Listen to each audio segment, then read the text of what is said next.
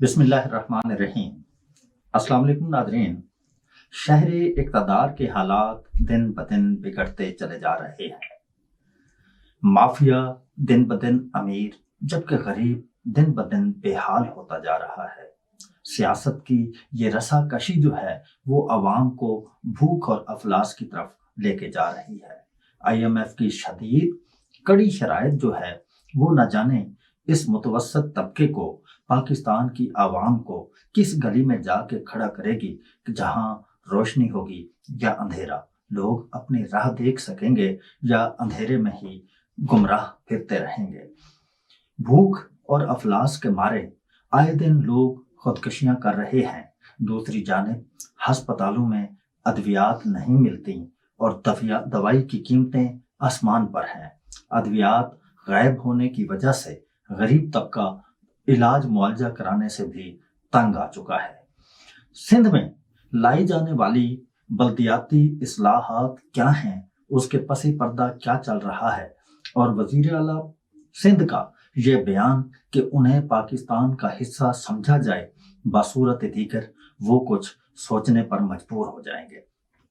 جبکہ صحافت کو نکیل ڈالنے، صحافیوں کی آواز بند کرنے، قلم توڑنے اور ان کو اغوا کرنے کی کوششیں بھی ہمیشہ کی طرح جاری و ساری ہیں۔ یہ نیا پاکستان کیسا پاکستان ہے؟ کیا عمران خان نے یہی وعدے کیے تھے اور عوام کو انہوں نے یہی پاکستان دکھانا تھا؟ یہی ہمارے آج کے موضوع ہوں گے۔ واشنگٹن DC سے میرے ساتھ موجود رہیں گے اویس کرنی، جبکہ اسلام آباد سے ایڈوکیٹ سپریم کورٹ فہیم گل آج ہمارا ساتھ دیں گے اور انہی پر ہم بات کریں گے، وہ ہمارے ساتھ رہیں گے۔ جی اویس کرنی صاحب، فہیم گل صاحب، السلام علیکم۔ وعلیکم السلام۔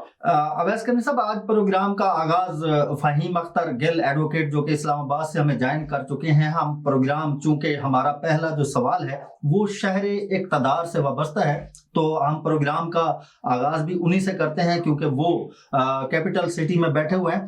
فہیم صاحب تھوڑا سا بتائیے گا کہ شہر اقتدار کے حالات کیسے ہیں، اور یہ جو سیاست دانوں کی سیاسی رسا کشی ہے یہ ملک کو کس طرف لے کے جا رہی ہے، اور جو اب IMF کرنے جا رہا ہے اس نے جو کڑی شرائط لگا دی ہیں پاکستان کو، وہ پاکستان کو اور پاکستان کی عوام کو کس طرف دھکیل کے جا رہے ہیں؟ پہلے تو میں تمام ناظرین کو اپنی طرف سے اور آپ سب کی طرف سے سلام پیش کرتا ہوں۔ بات آپ کا سوال جو ہے وہ حالات حاضرہ کے اہم مطابق ہے۔ عام آدمی اس وقت آپ سب کے نوٹس میں ہے کہ پس چکا ہے۔ ایسی صورتحال میں سیاسی رساکشی ملک کو مزید پیچھے کی طرف دھکیل رہی ہے، اور عام آدمی کی قوت خرید سے اس کی جو بنیادی ضرورت کی چیزیں ہیں وہ بھی اس کی طرف سے دور ہو گئی۔ ایسی صورتحال میں جو سیاسی عدم استحکام ہے وہ ملک کو مزید پیچھے کی طرف لے کے جا رہا ہے، اور کسی نے بھی اس موقع پر ملک کے متعلق سوچنے کی وہ کوشش نہیں کی، اور ملک کے حالات دیگر گم ہوتے جا رہے ہیں۔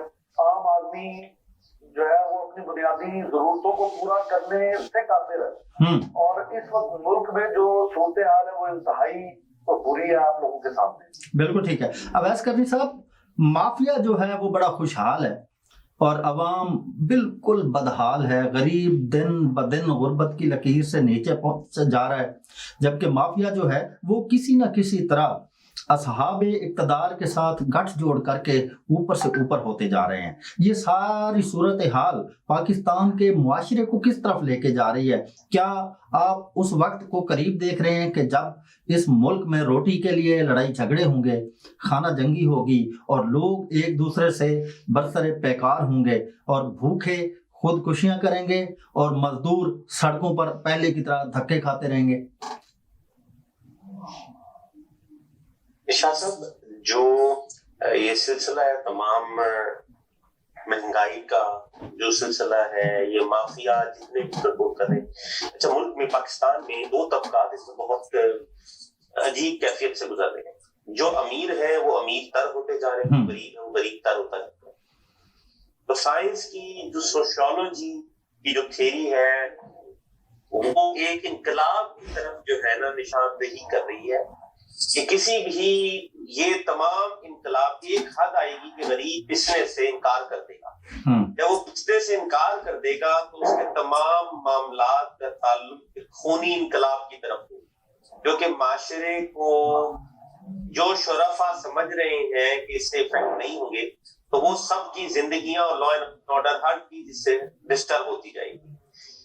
اس کے علاوہ جو مافیا ہے انہوں نے ہر چیز کے اوپر، یعنی کہ اگر پراپرٹی کے مافیا ہیں تو وہ اپنی جگہ پہ ہیں، اگر آپ دیکھ لیں رشوت ستانی کا ایک کمیشن سسٹم ہے ہر جگہ پہ، اور اتنا نارمل ہو گیا ہے کہ میں کسی آفیسر سے بات کر رہا تھا کہ ایک ڈپارٹمنٹ کا نام لیتے ہوئے کہ کیا اس میں ایسے آفیسر ہیں کہ کیسے پتا چل سکتا ہے کرپشن نہیں، تو انہوں نے جواب دیا کہ مسئلہ یہ نہیں ہے اس وقت کہ میں آپ کو کرپٹ ڈھونڈ کے دوں، مسئلہ یہ ہے کہ آپ مجھے یہ کہیں کہ میں آپ کو ایماندار افسر کیسے ڈھونڈ کے دوں. تو یہ حالات جو سارے ہیں یہ کتنی دیر تک ملک برداشت کرے گا؟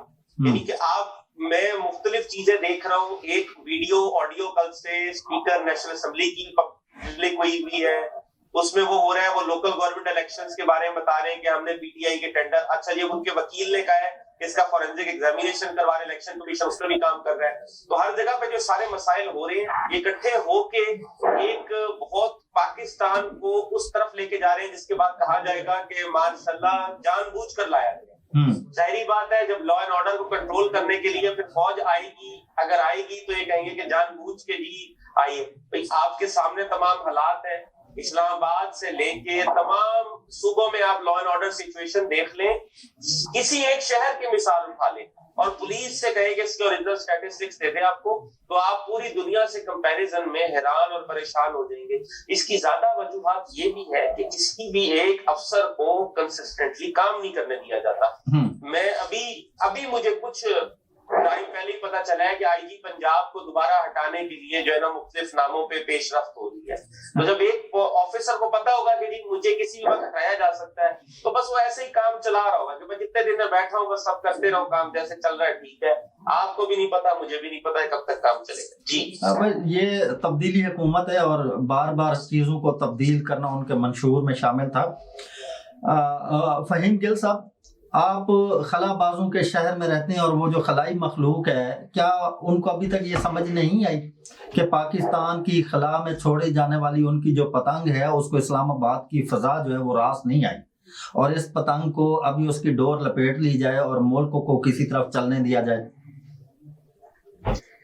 دیکھیں ابھی ایک صحافی کے کیس کی سماعت فرما رہے تھے چیف جسٹس جناب اطہر بن اللہ صاحب، تو ان کے بھی کچھ اسی طرح کے خیالات تھے کہ ایسی صورتحال اگر ہوتی ہے تو صوبوں کے چیف ایگزیکٹوز کو آپ نے کل ساری ٹی ویوں پہ دیکھا کہ کیوں نہ ان کے خلاف آرٹیکل 6 کے تحت جو ہے وہ کارروائیاں کی جائیں. بدقسمتی ہے ہماری اس ملک میں کہ اگر کوئی اس طرح کا کوئی کام کیا جانا ضروری ہے تو اس کو کسی حوالے سے پروٹیکٹ کیا جائے، لا کے حوالے سے. ایسی کوئی صورتحال موجود نہیں ہے. دونوں طرف جو ہے وہ صورتحال کو دیکھا جانا چاہیے. ہمیں لا انفورسمنٹ ایجنسیوں کے معاملات کو بھی دیکھا جانا چاہیے کہ جب ملکی سیکورٹی کے لیے کوئی چیز ضروری ہو تو اس کو لا پروٹیکشن کے حوالے سے لا بنانے چاہیے کہ اس کو پروٹیکٹ کیا جا سکے اور اس کو لا فل کیا جا سکے اور اس کی اکاؤنٹیبلٹی ہو سکے. ایسی چیزیں جو ہے وہ ممکن نہیں ہے اور صورتحال ایسی ہو جاتی ہے کہ لوگ اپنے پیاروں کو ترس جاتے ہیں. لا اینڈ آرڈر کی صورتحال کے حوالے سے میرے فاضل بھائی جو ہے وہ بھی بات کر رہے تھے، تو کل کی صورتحال آپ کے سامنے ہے کہ شہر اقتدار کے ساتھ منسلک راولپنڈی میں پولیس وین پہ پیر بدائی تھانے کے ایک افسر کو فائرنگ کر کے شہید کر دیا گیا.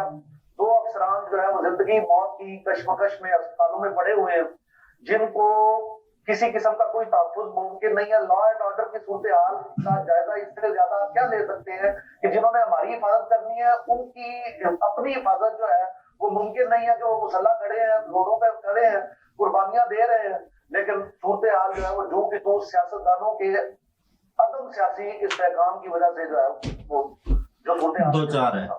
اچھا اویس کنی صاحب، جس ریاست کا لا اینڈ آرڈر خود ہی زخمی ہو تو اس ملک کی عوام کا تحفظ کون کرے گا؟ پاکستان میں تو اس سوال کا جواب ہے کہ فوج ہی کرے گی بس، پھر اور تو کوئی نہیں بنتا. مگر یہ اس کو افیکٹو کر سکتے ہیں پالیسی کے ساتھ کنسلٹیشن کے ساتھ. مگر ارشاد صاحب آپ دیکھیں, ناظرین بھی دیکھ رہے ہیں, آپ لوگ جو پاکستان میں بیٹھے ہیں وہ تو صاف دیکھ رہے ہیں, آپ کے صوبوں کے تمام وزیر اعلیٰ آپس میں سندھ سے اس وقت شدید ریسنٹمنٹ ہے وزیر اعظم کے خلاف. پنجاب میں وہ آتے ہیں, نیشنل اسمبلی میں آتے ہیں تو اپوزیشن لیڈر. ان کو چاہیے کہ اپنا ان کے اختلافات ہر چیز اپنی جگہ, مگر جب قومی مفاد کی بات آ جائے, باقی جن و مال کی بات آ جائے, تو آپ ایک دوسرے سے اتفاق کر لیں, وقتی اتفاق کر لیں, کچھ چیزوں پہ رضامندی ظاہر کر دیں, مگر انسان کی جان. اچھا جی, آپ اس کو کمپیریزن کر لیں ابھی شاہی خاندانوں میں سے جو پاکستان کی حکومت ہے, جو پاکستان میں سلطنت چل رہی ہے مختلف شاہی خاندانوں کی, ان میں سے کسی کو کچھ ہو جائے, کسی ایک بندے کو کچھ ہو جائے تو پورے پاکستان کی عوام پر قیامت ڈھا دی جائے گی کہ الزام لگا دیے جائیں گے اور 10 مسائل ہوں گے, اس طرح کے کیا جواب دیں گے. پر یہ سارے مسائل جو ہے نا, اس کا جو ادارے اس میں سٹیک ہولڈرز ہیں اور جو یہ سوچ رہے ہیں, میں ہمیشہ آپ کے پروگرام کے توسط سے کہا کرتا ہوں کہ جو لوگ بھی یہ سوچ رہے ہیں کہ وقت آنے پہ نکل جائیں گے تو نہیں نکل سکتے. ہر کسی کا کوئی نہ کوئی رشتہ دار, بہن, بھائی, دوست موجود ہے, تو ان کو جو ہے اس کا جواب دینا پڑے گا اور وہ اس کا بھگتیں گے. تمام لوگوں نے یہی سوچا تھا جب ذوالفقار علی بھٹو وزیر اعظم پاکستان تھے, انہوں نے کبھی نہیں سوچا تھا کہ مجھے ایسے پھانسی ہو جائے گی. ان کے جتنے تعلقات تھے, جتنے ان کے عرب ممالک کے صدور سے, بادشاہوں سے تعلقات تھے, پاکستان کے کسی صدر وزیر اعظم کے نہیں ہوئے اتنے قریبی تعلقات.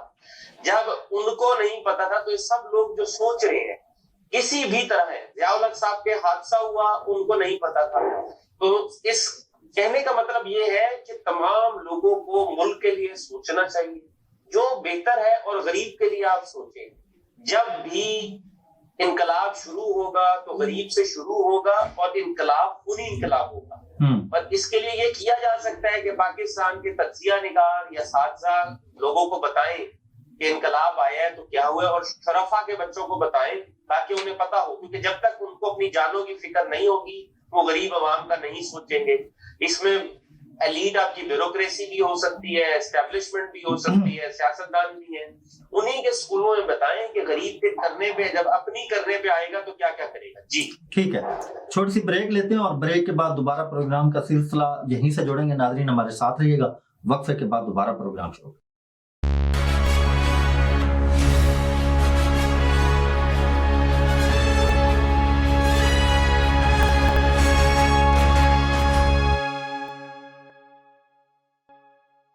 ویلکم بیک ناظرین, پروگرام کا سلسلہ ایک مرتبہ پھر شروع کرتے ہیں. فہیم گل صاحب, پاکستان میں وزیر اعظم پاکستان نے اب پورے مختلف اضلاع سے ہٹ کے پورے پنجاب میں ہیلتھ انشورنس کارڈ جو ہے وہ جاری کر دیا ہے, اور پنجاب کا ہر بندہ جو ہے اس کا شناختی کارڈ اس وقت اس کا ہیلتھ کارڈ ہے.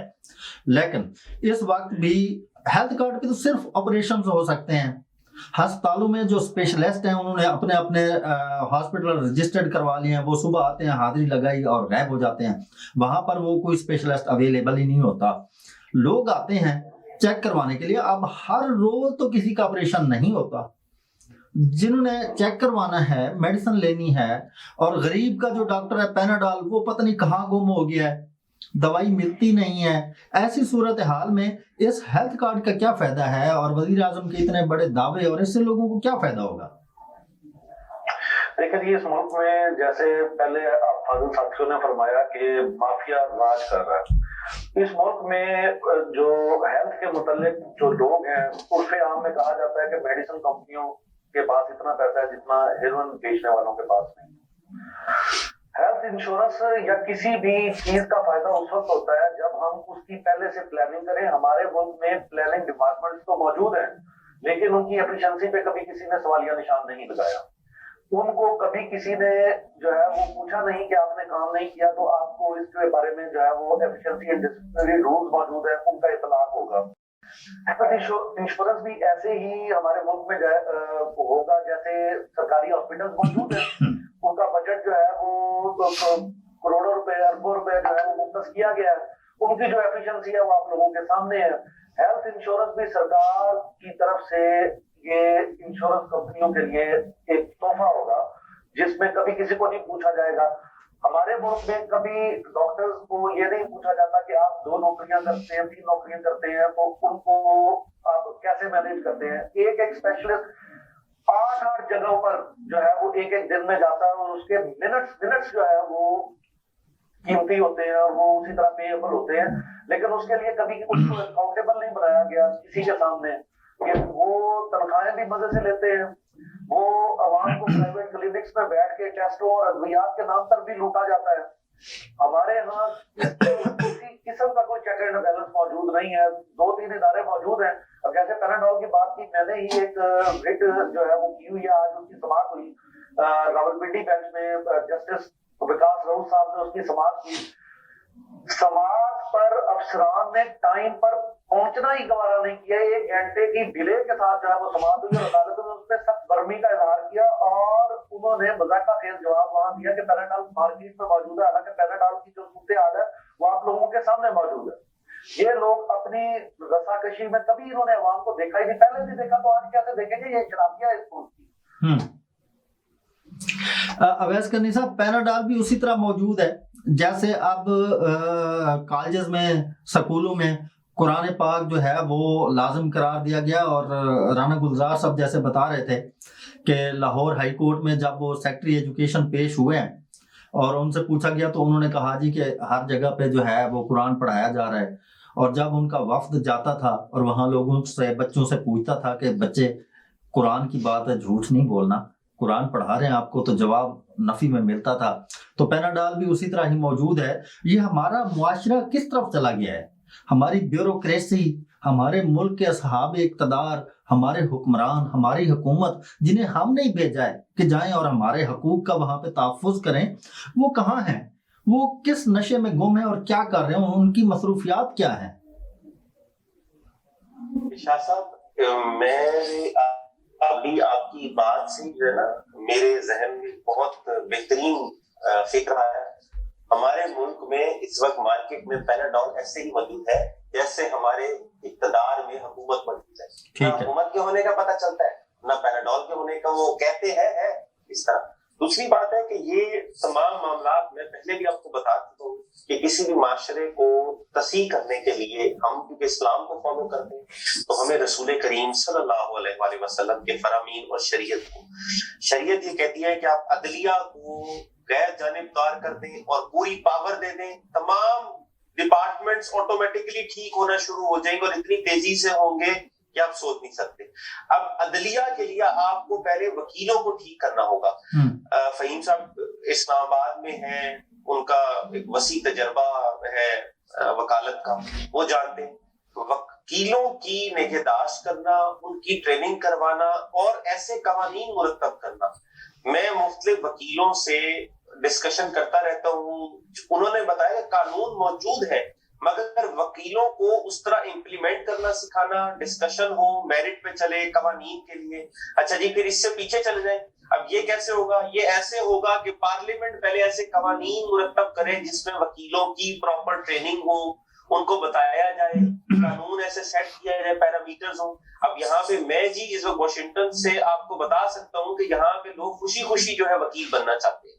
یہاں پہ ایسا کوئی کیونکہ یہاں پہ آپ نے کوئی بھی غلط کام کیا ہے آپ اس کو عدالت میں میرٹ پہ فیس کریں گے اور جج کے ساتھ پوری ایک ٹیم ہوگی, نیوٹرل ٹیم, جو یہ دیکھ لی کہ جج نے بھی صحیح فیصلہ کیا. پہلے میں آپ کو بتا چکا ہوں, ناظرین کو بھی یہ بتا چکا ہوں.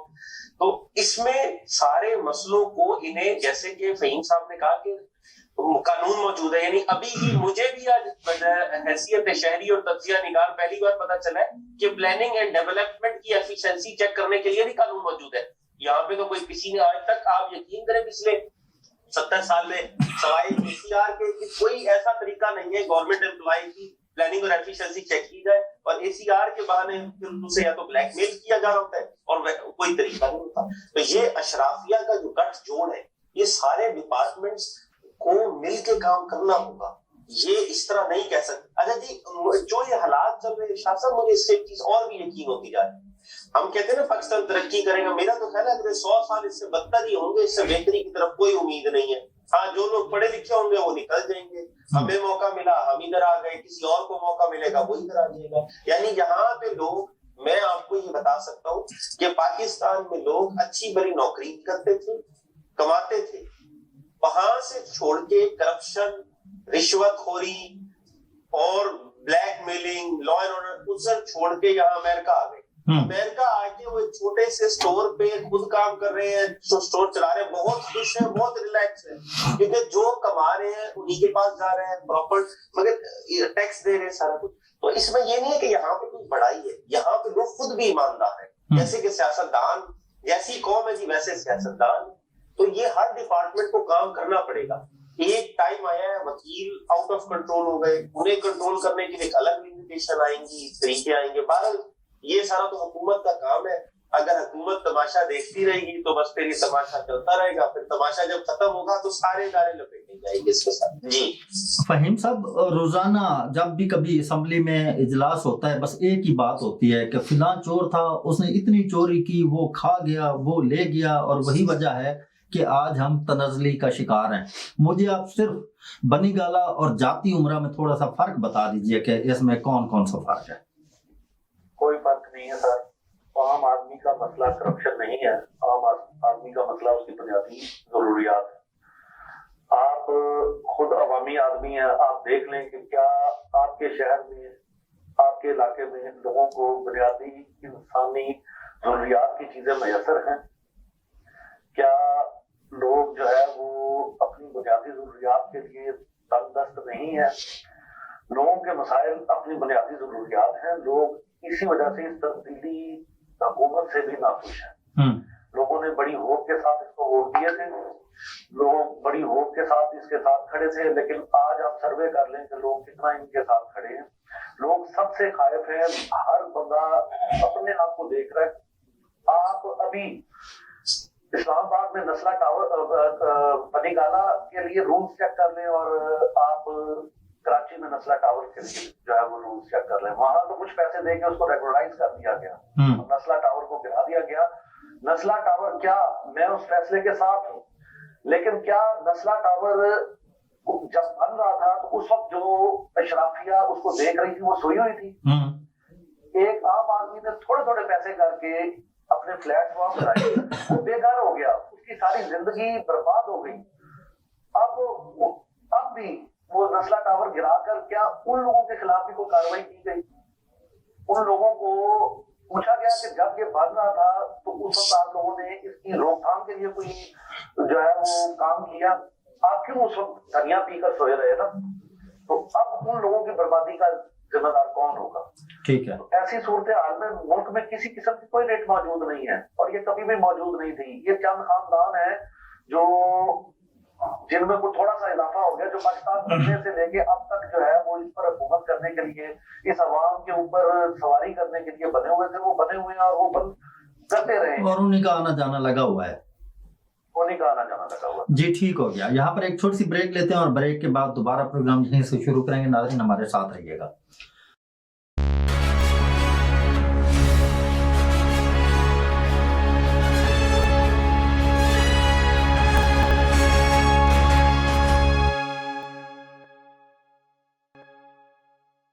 वेलकम बैक नाज़रीन। प्रोग्राम का सिलसिला एक मरतबा फिर वहीं से शुरू करते हैं। फहीम भाई, सिंध में जो है वो बल्दियाती इस्लाहात लाई जा रही हैं, और सोशल मीडिया पे भी और न्यूज़ चैनल्स पर भी बड़ा शोर मचा हुआ है कि सिंध की हुकूमत को पता चल चुका है, पाकिस्तान पीपल्स पार्टी को, कि वो कराची से बल्दियात का इलेक्शन नहीं जीत सकती। इसलिए बल्दियात के जितने भी अख्तियारात हैं वो कोशिश कर रहे हैं कि हुकूमत के अपने पास हो, और वो दरमियान में बल्दियाती नुमाइंदे दरमियान में उसी तरह हों जिस तरह आजकल इस्लामाबाद में है बनी गाला वाले। दरमियान में वो एक साइलेंट पर्सन की तरह बस जो आता जाए इधर से उधर, उधर से उधर, उनके बीच में किसी किस्म में कोई रोल ना हो। और बड़ा अहम जो इसमें नुक्ता है कि वजीर आला सिंध ने कह दिया है कि हमें समझने की कोशिश करें, हमें पाकिस्तान का हिस्सा समझें, ये ना हो कि हम कुछ और सोचने पर मजबूर हो जाएं। इसकी क्या वजह है? देखें जी, ऐसी बात करना ایسی صورتحال میں وہ کسی بھی محبت کرنے والے پاکستانی کے لیے کرنا کیا سننا بھی قابل برداشت نہیں ہے. باقی انہوں نے جو قوانین سازی کی ہے ان کی تشریح آپ نے خود فرما دی ہے کہ وہ سارے اختیارات اپنے پاس یا بیوروکریسی کے پاس رکھ کر اپنے الیکشن کو پہلے سے ہی پری پلان کر رہے ہیں. بلدیاتی سیٹ اپ جو ہے اس میں آپ کو پتا ہے کہ قانونی طور پر اس سارے سیٹ اپ میں جو ترقیاتی کام ہیں وہ ان اداروں کے ذریعے سے کروائے جاتے ہیں اور اس میں پیسے کی انوالومنٹ بہت زیادہ ہوتی ہے. قانونی طور پر جو ایم این اے اور ایم پی ایز ہوتے ہیں وہ صرف لیجسلیشن کے لیے ہوتے ہیں، لیکن ہمارے ہاں بدقسمتی ہے کہ وہ اس بات پر بھی جو ہے وہ تحریک استحقاق پیش کر دیتے ہیں کہ ہمارے اس کام کو ہمارے ڈی پی او صاحب نے نہیں سنا جناب، تو اس کے لیے تحریک استحقاق ہے، ہماری بےزتی ہو گئی ہے جناب. آپ کا ان کے ساتھ کام ہی نہیں ہے، آپ کا کام لیجسلیشن ہے جو آپ صحیح طرح سے کر ہی نہیں پاتے. اور ہمارے ملک میں قوانین کی جو پوزیشن ہے، جو ضرورت کے قوانین ہیں، وہ ہم شروع میں بتا چکے ہیں اپنے ناظرین کو کہ ان کی کیا صورتحال ہے. تو ایسی صورتحال میں پہلے سے پاکستان پیپلز پارٹی نے بتا دیا ہے کہ عوام اس وقت نہ صرف پاکستان پیپلز پارٹی سے بلکہ تمام جو موجودہ سیاسی سیٹ اپس ہیں ان سے متنفر ہو چکے ہوئے ہیں. انہوں نے سب کو آزما لیا ہوا ہے، سب کو باریاں دے چکے ہیں اور ان باریوں کے بعد بھی عوام کے پاس کچھ باقی نہیں بچا. اس وقت عوام، آپ یقین مانیں کہ مہینہ گزرنے کے بعد اس خوف سے شدید پریشان ہوتے ہیں کہ یوٹیلیٹی بلز کس طرح دینے. جو ملازمت پیشہ طبقہ ہے وہ اپنی ضروریات کو مہینہ شروع ہوتے ہی ان کی تنخواہیں ختم ہو جاتی ہیں. تو اس وقت ملک میں بدامنی کی صورتحال ہے، چوری ڈکیتی اسٹریٹ کرائمز عروج پر ہیں اور آپ کے سامنے جو ہے وہ صورتحال ہے ساری. ایون آپ یہ دیکھ لیں کہ شہر اقتدار کے ٹوئن سٹیز جو ہیں وہ بھی محفوظ نہیں ہے. ان کا کبھی آپ کرائم ڈیٹا اٹھا کے دیکھیں تو آپ کو پتہ چلے کیا صورتحال ہے.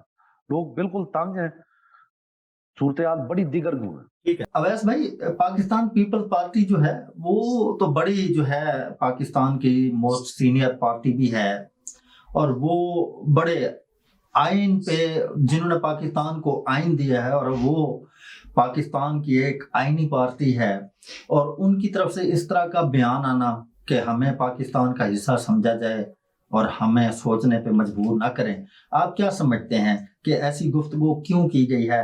اس کا مقصد کچھ اور تھا یا آپ اس کو کس نظر سے دیکھ رہے ہیں؟ انہوں نے کیا سمجھانے کی کوشش کی ہے؟ شاہ صاحب، یہ تو آپ کا کوشچن اپنی جگہ ہے. میں آپ کو بھی بتاؤں کہ فہیم صاحب نے آپ کو گراؤنڈ ریئلٹی بتائی. میں تو جی پاکستان سے باہر ہوں، میں ایک ویو دیکھ رہا ہوں. اچھا میرے پاس امیج کیسے آ رہا ہے؟ خبروں سے آ رہا ہے، دوستوں سے آ رہا ہے، رشتہ داروں سے آ رہا ہے، جو لوگ آفیسرز کچھ سرو کرتے ہیں ان سے آ رہا ہے، خود کسی سے بات کر کے. ایک ہفتے میں 4 یا 6 پاکستان کے بڑے نیوز چینلز پہ خبر چل چکی ہے کہ صرف کراچی میں ایک مہینے میں کار چھیننے کی، گھروں کو لوٹنے کی 3800 سے زیادہ وارداتیں ہوئی ہیں. پیپلز پارٹی پہ اس پہ جواب دینا چاہیے کہ پیپلز پارٹی کون سے قوانین بنا رہی ہے اور کیا کچھ کر رہی ہے. اچھا شاہ صاحب، یہ جو سوال ہے یہ بڑا پاکستان کو، پورے پاکستان کو یہ لپیٹ میں لے گا آپ کا سوال. جہاں جہاں سیاست میں سلطنت ہوگی انہیں لوکل گورنمنٹ انتہائی برا لگے گا، کیونکہ لوکل گورنمنٹ میں آپ کی بادشاہت ختم ہو جاتی ہے. اور پیپلز پارٹی کا تو یہ حال ہے، میں تنقید نہیں کرنا چاہ رہا تھا نام لے کے، مگر میں آپ کو بتاؤں ادھر تو حال یہ ہے کہ میں ٹی وی پہ دیکھ رہا ہوتا ہوں کہ بلاول جس کا تجربہ زندگی کا 30 سال کا ہوگا، 32 سال کا ہوگا، اس کے آگے جو 60 اور 65 سال کے لوگ ہیں جنہوں نے ذوالفقار علی بھٹو کے ساتھ تھے، 70 سال کے لوگ، وہ ہاتھ باندھ کے کھڑے ہوئے ہوتے ہیں. اس کا مطلب پولیٹیکل ایکیومن، اس کا مطلب ہے کہ آپ ریاست نہیں، آپ سلطنت، شاہی خاندان. اچھا جی، یہ انہوں نے پنجاب میں پروف کر دیا ہے لوکل گورنمنٹ، مگر آپ دیکھیں گے کہ اگر نون لیگ کی گورنمنٹ آئے گی، میں ان کے خلاف نہیں بولنا چاہ رہا تھا، یہ قانون ادھر پنجاب میں بھی، آپ کے صوبے میں بھی بدلے گا، کیونکہ یہ ان کے بھی سخت خلاف ہے. وہ تو چاہتے ہی نہیں، ان کے یہاں تو اور زیادہ، انہوں نے تو بیوروکریسی میں پوری ایک سلطنت، یعنی کہ بیوروکریسی میں پورا ایک گروپ بنا ہوا تھا ڈی ایم جی نون کے نام سے، وہی صرف پورے کے پورا ملک کے کرتے دھرتے کے وارث ہوتے تھے, انہی کے اشاروں پہ تمام افسران کی ٹرانسفر, پوسٹنگ, پروموشنز ہوتی تھیں. اب یہ مسئلہ یہ ہے کہ پیپلز پارٹی کو بہت نقصان ہے. نقصان کیوں ہے؟ ای وی ایم, وہ الیکٹرانک ووٹنگ مشین آ رہی ہے, لوگ تنگ تو ہیں, ظاہری بات ہے. آپ الیکشن کا جی آپ کی صورتحال یہ ہے کہ میں نے اپنے ایک دو دوستوں سے خانے وال بات کی, ملتان بات کی پچھلے 24 گھنٹے میں. انہوں نے بتایا کہ لوگ پیسے دے کے خانے وال میں جی جمعرات کو, آپ کے یہاں پاکستان میں جب جمعرات کو جو ہے نا ایک کانسٹیٹوئنسی, پنجاب اسمبلی کانسٹیٹوئنسی پہ ایک الیکشن ہے, انہوں نے یہ بتایا کہ لوگ اس لیے پیسے دے نہیں لے رہے کہ ہم ووٹ دیں گے, لوگوں کے پاس گھر چلانے کے لیے پیسے ہی نہیں ہے. وہ کہہ رہے ہیں اس سے اچھے الیکشن کے موقع سے اچھا کیا آئے گا. تو ایک فیملی سودا کر رہی ہے, اس لیے سودا کر رہی ہے تاکہ اپنے گھروں کے اخراجات پورے کر سکے. اس کو ان کی بلیک میلنگ نہیں کہیں گے, حالات ہی ایسے بنا دیا آپ نے. جب آپ نے ایسے, ابھی فہیم صاحب نے بتایا, جب بنیادی ضرورتیں پوری نہیں ہوں گی تو غریب کو تو جہاں سے پیسے ملیں گے اس کو تو وہی پارٹی اچھی لگے گی, اس کی مجبوری ہے. ان کو نواز شریف جتنا مرضی اچھا لگتا ہے, اگر پیسے جہانگیر ترین سے مل رہے ہیں انہیں جہانگیر ترین کو ووٹ دیں گے. جہانگیر ترین یا علیم خان جتنا مرضی اچھے لگتے ہو, اگر پیسے یوسف گیلانی سے مل رہے ہیں وہ اسے ووٹ دیں گے. تو مسائل یہی ہے. اب یہ جو قانون آ رہا ہے, جو انہوں نے اس پہ بات کی ہے, وہ بالکل صحیح ہے. جو نمائندے ہیں ان کا کام ہے کہ وہ قانون سازی کریں, اس کے اوپر ڈیبیٹ کریں, جو میں نے آپ کو پہلے بتایا وہ اس پہ کریں. وہ اس کے بجائے اس پہ زور دے رہے ہیں کہ آگے ہماری حکومت افسروں کے بغیر کیسے چلے گی. اور سندھ کا صورتحال بھی سندھ میں یہی ہے کہ یہ سندھ کو چاہتے ہی نہیں ہے. ایم کیو ایم کا مسئلہ, ایم کیو ایم کے ساتھ بھی مسئلہ یہی تھا کہ ایم کیو ایم لیجسلیشن میں تھی, مگر دوسری طرف سے جو ان کے اوپر مسلح اور اسلحے, یہ ساری دہشت گردی کا بلیم تھا, وہ اس کو ختم نہیں کر رہے تھے. تو ایک بیلنس جماعت یا بیلنس, پھر یہ تمام چیزیں جیسے کہ میں نے آپ کو بتایا کہ اگر فوج آ جائے گی اقتدار میں تو یہ الزام دیں گے کہ وہ جان بوجھ کے آئے ہیں. ہم تو نہیں چاہ رہے تھے, ہم نے تو پوری کوشش کی ملک کی خدمت کرنے کے لیے, مگر یہ جان بوجھ کے آئے ہیں کیونکہ انہیں ہم اچھے ہی لگ رہے تھے. 10 سال پورے ہو گئے ہمارے, تو انہوں نے ہمیں ہٹایا ہے, ہمیں جیلوں میں بند کر دیا. جی ٹھیک ہے. اچھا فہیم گیل صاحب, جیسے آپ اپنے کلائنٹ کو اس کا حق دلوانے کے لیے اور اس کو سچا ثابت کرنے کے لیے مختلف اخاطیر ڈھونڈتے ہیں, مختلف کیسز آپ ڈھونڈ کے لے آتے ہیں اور آ کے آپ کوشش کرتے ہیں کہ ان کو پٹ کر کے پروو کرتے ہیں کہ جی میرا جو کلائنٹ ہے وہ بالکل سچا ہے اور اس کو انصاف فراہم کیا جائے. حکومت باقی تو سارے کام ڈھونڈ لیتی ہے, یہ سیاستدان ہمارے. اب جیسے ان کو پتا ہے کہ بلدیاتی الیکشن ہم نے ہار جانا ہے, تو انہوں نے کہا کہ بلدیاتی اصلاحات لے آئیں اور ان کو اپنے انڈر کر لیں. یہ سارے لوگ مل کر پاکستان کی عوام کے مسائل کا حل کیوں نہیں ڈھونڈتے؟ گیس نہیں ہے, کھاد کے لیے لائنیں لگی ہوئی ہیں, ہسپتالوں میں دوائیاں نہیں ہیں, غریب کے پاس کھانے کے لیے روٹی نہیں ہے. اس حل کی طرف یہ کیوں نہیں جاتے؟ آپ سمجھتے کیا ہے؟ سر اگر مجھے اجازت دے تو آپ کے سوال کے جواب میں مجھے ایک شعر یاد آ گیا جی. وہ کہتے ہیں کہ آرزوئے وصال کرتے ہو, آرزوئے وصال کرتے ہو یار تم بھی کمال کرتے ہو. پاکستانی عوام ان کا مسئلہ ہی نہیں ہے سر. اشرافیہ کا مسئلہ جس دن پاکستانی عوام ہو گیا اس دن مسائل حل نہیں ہو جائیں گے. پاکستانی عوام تو مسئلہ کسی کا مسئلہ نہیں ہے. سب سے پہلے ساروں کے مسئلے اقتدار اور اپنے اپنے پیٹ ہیں سر. جس دن ان کا مسئلہ عوام ہو گیا, جس دن کسی کے دل میں عوام کا درد جاگ گیا تو مسائل تو حل ہو جائیں گے. مسائل تو پیدا ہی اس وجہ سے ہو رہے ہیں کہ ہر بندہ اپنی ڈومین سے باہر نکل رہا ہے, ہر ادارہ اپنی ڈومین سے باہر نکل رہا ہے, ہر شخص جو ہے وہ اپنی کیپیسٹی سے زیادہ چاہتا ہے. جیسے میرے فاضل بھائی جو ہے وہ اویس قدنی صاحب واشنگٹن سے بتا رہے تھے کہ ہر بندہ جو ہے وہ امیر امیر تر ہوتا جا رہا ہے, غریب غریب تر ہوتا جاتا ہے. غریب کے بارے میں کوئی سوچنے والا نہیں ہے اس ملک میں بھائی. غریب کا کوئی پرسانے حال نہیں ہے, غریب کی کوئی سنی نہیں جا رہی. غریب کے بارے میں سوچنے کے لیے ٹائم نہیں ہے ہمارے پاس بھائی. ٹھیک ہے. اور میں فہیم صاحب کی بات میں تھوڑا سا ایڈ کروں گا, وہ بات بالکل صحیح کہہ رہے ہیں. اگر مسئلے حل ہو جائیں گے پھر وہ سیاستدان کہیں گے ہم کیوں مسئلے حل کریں, اگلی بار ووٹ مانگنے کس بہانے جائیں گے. کوئی نہ کوئی مسئلہ ویسے ہی جان بوجھ کے بنا کے رکھتے ہیں. تو بہرحال میں اس میں شاہ صاحب ایک ایڈ کروں گا یہاں سے بیٹھ کے, کیونکہ یہ سسٹم اڈاپٹ کر رہے ہیں. میرا خیال ہے یہ بھی ہو سکتا ہے یہ سارے سیاستدان بیٹھے سوچتے رہ جائیں اور یہ سارا نظام صدارتی نظام میں شفٹ ہو جائے, یہ سارے پارلیمنٹری سسٹم ختم ہو جائے MNA MPA اور یہ سینیٹرز اور یہ ڈائریکٹ یہ جو یہ لوکل گورنمنٹ سسٹم ہے اس کو یہ افیکٹو کر کے 5 سال 10 سال اور اس کے بعد اسی کے ذریعے ڈائریکٹ صدر کا انتخاب ہو, اس سے پاکستان کا میرا خیال ہے کہ یہ پاکستان کے لیے اس لیے موضوع ہوگا کہ کھربوں روپیہ جو سیاست دانوں کی کیمپینز پہ اور ان کے لاڈ چوچلے اٹھانے پر آپ کی پارلیمنٹ سے پاکستان کا خرچ ہوتا ہے وہ ختم ہو جائے گا. اب یہ دیکھنا یہ ہے کہ آپ کی ملٹری اسٹیبلشمنٹ یہ فیصلہ کتنے عرصے میں کرتی ہے کہ یہ کام انہوں نے 5 سال میں کرنا ہے یا 10 سال میں کرنا ہے. جی سر جی, ہم روز جو کہتے ہیں کہ تھرڈ امپائر, آخر کسی دن تو اس کو غصہ آنا ہی ہے. وہ کہتا ہے کہ جب مجھے انوالو کیے ہوئے ہیں تو پھر مجھے آ جانا چاہیے اور مجھے آ کے بتانا چاہیے کہ میں موجود ہوں, جس کو آپ تھرڈ امپائر کہتے ہیں. ان کی ہماری جو سیاست ہے اس وقت سیاست دانوں کی, وہ اپنا سکول ٹیچر, چپڑاسی, کلرک اور نرس کا تبادلہ کروانے سے شروع ہوتی ہے اور وہیں سے ختم ہو جاتی ہے. روزانہ یہ آتے ہیں. جی آپ کو آپ کی نالج کے لیے یہاں پہ مجھے ابھی بات کل پتہ چلی ہے, ایک میں آپ کو بتاتا چلو. ہم نے تھرڈ امپائر کی بات کی. کور کمانڈر پشاور سے جنرل فیض امین جو سابق جنرل ISI تھے, کمانڈر چیف تھے, ISI کو کمانڈ کر رہے تھے. جی ان سے میں نام نہیں لینا چاہوں گا, بس سمپل آپ کو یہ بتاؤں گا کہ غیر ضروری طور پہ ISI کے 2 سینئر افسران ان سے پشاور جا کے ملے, گولف کلب میں اور گولف کھیلنے کے بہانے ان سے ملے ہیں اور وہاں پہ ملاقات ہوئی ہوگی, جو بھی آفیشل ہوگی ان کی, ان آفیشل بہرحال وہ افسران ہیں. تھرڈ امپائر نے ہر چیز کو اتنا ڈسپلنڈ اور اتنا زیادہ نوٹ رکھا ہوا ہے کہ تمام افسران کو نوٹس دیے گئے ہیں کہ اس پہ اپنا جواب دیں کہ آپ غیر ضروری طور پہ اپنی لمٹس کراس کر کے کیوں ملیں. یعنی اس کا مطلب ہے کہ جو ادارہ کام کر رہا ہے, پاکستان کی آرمی, بے شک ہم یہ کہیں گے کہ وہ پاکستان میں بہت حاوی ہے, جو مرضی ان کی آپ اس کے بارے میں کہہ لیں, ان کی برائیاں کر لیں, مگر میں آپ کو یہ بتا سکتا ہوں ہر ادارے کی پرفارمنس ان کی بولتی ہے. دنیا کے لیول پہ پاکستان کی آرمڈ فورسز دنیا کی 10 بہترین ملکوں میں, 204 ملک ہیں تقریباً, 10 بہترین افواج میں پاکستان کی افواج کا نام ہے جو درجہ بدرجہ بہتری کی طرف ہے. یعنی یہ بیچ میں 7ویں 6ٹھے نمبر پہ بھی گئے ہیں, پھر یہ تھوڑا سا پیچھے آئے ہیں, دوبارہ یہ 6ٹھے 7ویں نمبر پہ چلے جائیں گے. تو انہوں نے اپنے حد تک بہت کنٹرول اور ڈسپلن رکھا ہوا ہے کہ ایک بندے جب چیف چینج ہو گیا, ISI چیف نہیں ہے وہ, تو ان کی جو مصروفیت ہے, جو ان کے سے ریلیٹڈ بندہ ہے وہ تو ان سے ملے, غیر ضروری طور پہ کیوں ملے ہیں.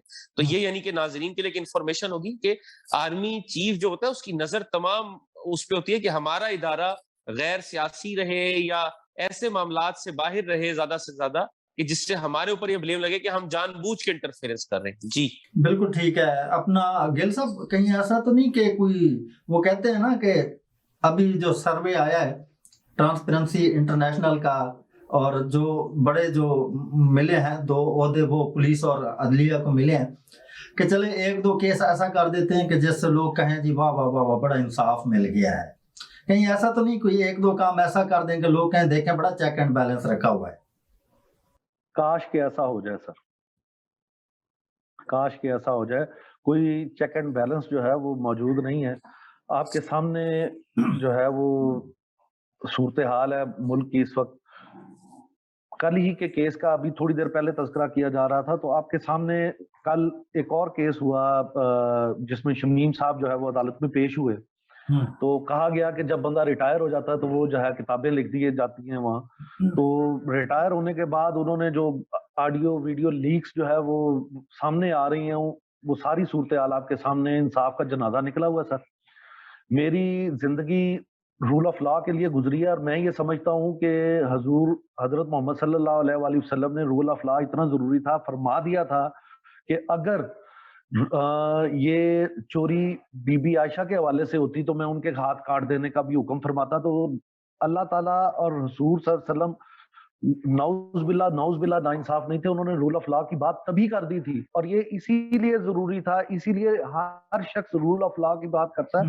اگر رول آف لا ہمارے ملک میں ہو تو چیزیں یقین مانے کہ درست ہو جائیں, جو بدقسمتی سے ہمارے ملک میں نہیں. اور ہمارا سیاستدان رول آف لا کے حوالے سے کام کرنا نہیں چاہتا, کیونکہ اس کو پتا ہے کہ میں نے خود جو ہے وہ آئین کو, رولز کو اور چیزوں کو بریک کرنا ہے. آپ رول آف لا پہ جو ہے وہ سارے اوپر والے بیٹھ کے جو ہے وہ کمپرومائز کر لیتے ہیں. یہ رول آف لا صرف سنانے کے لیے ہے, اور ہمیں اس کے پیچھے لگانے کے لیے ہے. ہم ٹرک کی بتی کے پیچھے لگے ہوئے ہیں اور لگے رہیں گے, پاکستان بننے سے لگے ہوئے ہیں اور آج تک لگے ہوئے. اویس بھائی, ہمیں آپ نے میرا سوال کا جواب نہیں دیا تھا, آپ نے بات گول کر دی تھی. ہمیں پاکستانی سمجھیں, ہمیں مجبور نہ کریں کہ ہمیں کچھ اور سوچنا پڑے. ارشاد صاحب, ایک میں اس کا جواب دینا چاہتا تھا کہ ایک پروگرام ہو, اس میں ہم آگے کرتے ہیں, آگے کے پروگرام میں نا ہم یہ 16 دسمبر آ رہے ہیں تو ایک اے پی ایس پہ تو بات کرتے ہیں, ہم بات کریں کوئی بنگلہ دیش کے بننے پہ, ٹھیک ہے, اور کوئی ایسا بھی ہو جو سچ بتائے. بہرحال ہم پروگرام کریں گے انشاءاللہ, آپ ڈسکس کریں گے. میں آپ کو تاریخ کے ایسے ایسے حقائق بھی بتاؤں گا کہ یہ بنیاد کہاں سے پڑی ہوئی ہے, کہ پیپلز پارٹی یعنی اتنی تحقیق, تمام ادارے تحقیق کر رہے ہیں. یہ ایسا ہی ہے جی, میں آپ کو بتاؤں, یہ تو خیر بات کہیں سے کہیں چلی جائے گی. جب بھی آپ یہ تھریٹ کرتے ہیں وفاق کو کہ ہم جو ہے ہمارے ساتھ زیادتی ہو رہی ہے, ہم الگ سے دیش کی طرف جائیں گے یا کنٹری کی طرف جائیں گے, تو آپ یہ نہ سمجھیں کہ سندھ میں کراچی بھی شامل ہے.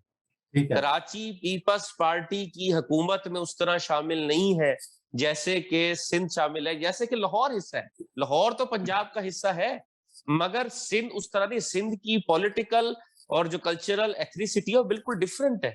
اور یہ ان کا پولیٹیکل اصل میں مسئلہ یہ ہے کہ یہ جو پی ڈی ایم نے مارچ کا اعلان کیا ہے, اس کے علاوہ جو لوکل گورنمنٹ الیکشن, پورے عدالتیں, ہم تو سیاستدان تو کسی طرح نہیں کروا رہی تھی. فہیم صاحب نے کہا کہ لوکل گورنمنٹ الیکشن میں ہی تو پاور جائے گی, جیسے وہ بتا رہے ہیں, یعنی قانون دان کی حیثیت سے, وکیل کی حیثیت سے, جس طرح گراؤنڈ سچویشن کو آپ کو بتا رہے ہیں, ڈیلی کیسز کرتے ہوں گے, تو یہ عدالتیں زبردستی یہ لوکل گورنمنٹ الیکشن کروا رہی ہیں. ہم نے تو قسم اٹھائی ہوئی تھی آپ کے تمام سیاسی پارٹیوں نے کہ قسم ہم اٹھاتے ہیں, بلکہ حلف اٹھاتے ہیں کہ ہم بالکل نہیں کروائیں گے. اب انہوں نے سپریم کورٹ اور تمام عدالتیں انوالو ہوئی ہیں, انہوں نے لینے ہیں ووٹ. سندھ میں ہمیشہ سندھی کے, جب انہیں انٹیریئر سندھ میں جانا ہوتا ہے پیپلز پارٹی کو, یہ کارڈ استعمال کرتے ہیں, یہ اس کو پروموٹ کریں گے. ادھر پنجاب میں یہ نون لیگ اس پہ کام کرے گی, اور بس یہ اب ان کی چپکلش ہوگی. اب اس چکر میں یہ نہیں دیکھتے کہ یہ لوگوں میں تفرقہ بازی کو پھیلا رہے ہیں, زبان کی بنیاد پہ یا ذات کی بنیاد پہ فاصلے پیدا کریں ملک کو, اس میں کوئی نہیں دیکھیں گے. یہ دیکھیں گے بس ہمیں پاور ملے, ہم اقتدار میں رہیں 50 سال تک, اگلے 50 سال تک ہماری نسلیں ملک لوٹتی رہے. جی فہیم صاحب, صحافت پر حملے روزانہ ہوتے رہتے ہیں اور زبان بندی کی کوشش ہر حکومت میں کی جاتی رہی ہے, اور کسی کو بین کر دینا, پروگرام میں نہ آنے دینا. حامد میر صاحب ہیں, رؤف کلاسرا صاحب ہیں, مختلف لوگ ہیں, اور ان کو جو ہے ان پر پابندیاں عائد کر دی گئی ہیں. لوگوں کو بولنے نہیں دیتے, بات نہیں کرنے دیتے. حکومتیں ایک طرف شور مچاتی ہیں کہ ہمارا جی آزاد میڈیا ہے اور آزادی صحافت پر ہم بڑا یقین رکھتے ہیں. آپ شہر اقتدار میں ہیں, وہاں پہ آپ اس ساری صورتحال کو کس نظر سے دیکھتے ہیں؟ سر, ساری صورتحال ساری قوم کے سامنے ہے, یہ کوئی ڈھکا چھپا سچ نہیں ہے. آپ کے ادارے, آپ کی چیزیں کتنی آزاد ہیں, آپ دیکھ لیں کہ آپ خود کن کن معاملات پر پروگرام کر سکتے ہیں. آزادی صحافت کی بات تو یہاں پر ایسی صورتحال میں آپ کیا شہر اقتدار میں جو ہے وہ آپ دیکھ نہیں رہے کہ صحافی اٹھا لیے جاتے ہیں؟ کیا شہر اقتدار میں آپ دیکھ نہیں رہے کہ صحافیوں کو جو ہے وہ واک کرتے ہوئے گولیاں مار دی جاتی ہیں؟ کیا یہ ساری صورتحال آپ لوگوں سے ڈھکی چھپی ہے؟ یہ آزادی صحافت والا ایک مذاق ہے جو ہم سنتے آئے ہیں اور سنتے آ رہے ہیں اور سنتے ہی رہیں گے. آزادی صحافت کی بات ایک مذاق سے زیادہ کچھ بھی نہیں. ادارے جو ہے وہ بالکل, اداروں کی بات تو اس طرح سے ہے کہ کوئی بھی اپنی جگہ پہ صحیح طریقے سے نہ کام کر رہا ہے نہ کرنا چاہتا ہے. اویس بھائی, آپ بھی صحافت سے ہمیشہ جڑے رہتے ہیں, اور آپ نے دیکھا ہے کبھی سنسرشپ, کبھی گولیاں, کبھی اغوا. آج بھی پاکستان کی سپریم کورٹ نے کہا ہے کہ وہ ایک صحافی لاپتہ ہوا تھا اور آج تک اس کا پتہ نہیں چلا. کیوں نہ یہ عدالت ایگزیکٹو پرسنالٹی کے خلاف کوئی فیصلہ دے. شاہ صاحب, میں فہیم صاحب کے موقف سے مکمل اتفاق نہیں کرتا ہوں، مگر پاکستان میں آزادی صحافت کا جو درجہ بندی ہے وہ بہت بری. اس کی وجہ یہاں پہ اس کو، یعنی کہ ہم اب یہاں سے جی جب دیکھیں وہ تو بیان کر رہے ہیں گراؤنڈ سچویشن، ہم یہاں سے دیکھیں گے تو اس کو سائنٹیفکلی بیس پہ، کیونکہ یہاں پہ ویسٹ میں ہر چیز کو سائنٹیفک بیس پہ دیکھا جاتا ہے. اچھا یہاں پہ بھی پریشر گروپس ہیں، کالوئے صحافی، گورے صحافی، اس طرح کے، یعنی کہ وہ فکس ہے، زبان کی بنیاد پہ تقسیم ہے، رنگ کی بنیاد پہ تقسیم ہے ان میں، اور بہت زیادہ وہ فخر سے کہتے ہیں کہ ہم اسی مفاد کے ساتھ جڑے ہوئے ہیں، اسی کو ہی ہم ڈیفینڈ کریں گے. یہاں پہ مسئلہ یہ ہے آپ کے پاس کہ جو پریشر گروپس ہیں ان کو اتنی آزادی کس نے دی، چاہے وہ کسی سیاسی جماعت کے سیل ہے، چاہے وہ